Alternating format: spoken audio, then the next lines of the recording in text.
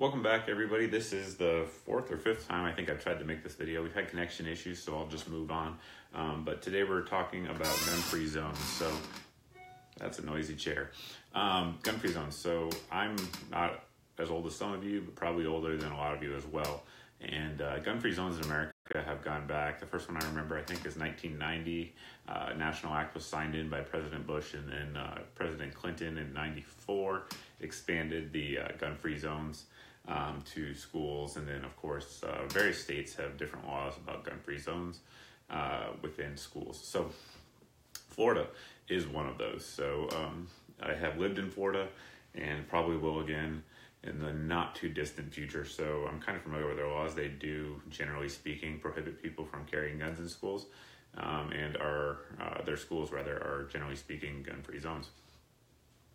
Now, the details of what happened today are still coming out as I'm recording this, so I don't really want to get into it. But what we had was a violent, evil person go in and kill innocent kids in a place that he knew or reasonably believed he wouldn't meet much resistance of folks trying to stop him. So that's really the point of this video, right? So with all these, I know certain states have changed this now, but the fact that every state hasn't changed it and removed the gun-free zone designation from their schools is just insane.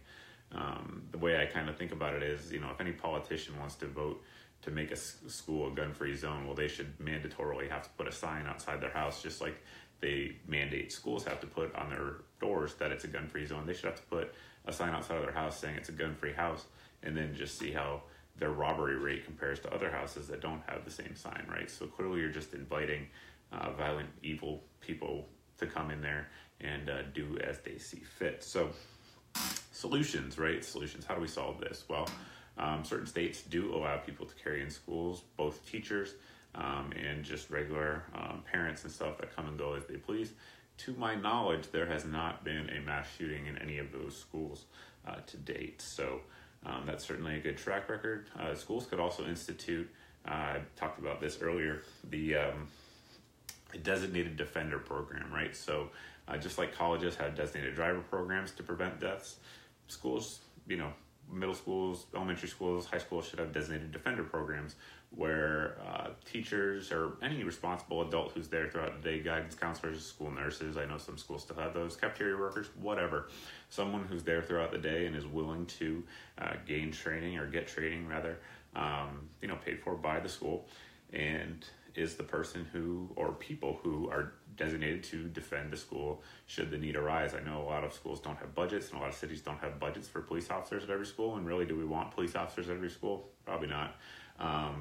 So have these people who are allowed to carry and do carry and have access to firearms to be there after the first round stops, because realistically we can never stop a madman from getting that first shot off. All you can do is hope to limit it to one shot only by putting a round in them and stopping them in their evil intent from going forward. So you know, most schools today have surveillance cameras, right, and surveillance systems everywhere. So the argument that, oh, we don't have funds to have one teacher or one person go through, you know, a relatively advanced firearms course, something a little bit more probably than your regular concealed carry course.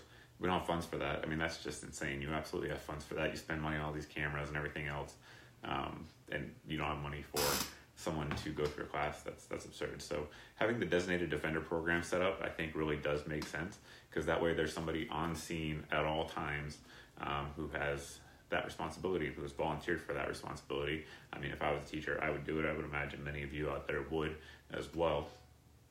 So there's just no reason why it can't happen. At the very minimum, these gun-free zone designations should be removed, so that way these evil criminals have to at least have the possibility that they'll be confronted by a good guy with a gun. But, you know, I think taking it a step further and actually, you know, allowing people who volunteer to do so protect the school and protect the kids that are there is just a no-brainer to me. So that's pretty much it. That's my point for today, is that these gun-free zones simply have to end. They're absurd, and no rational person would think they were a good idea.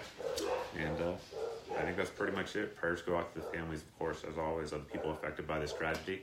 And really, I never want to see another one happen. That's it, guys. Anyway, back to the deals and reviews like always. Thanks for watching.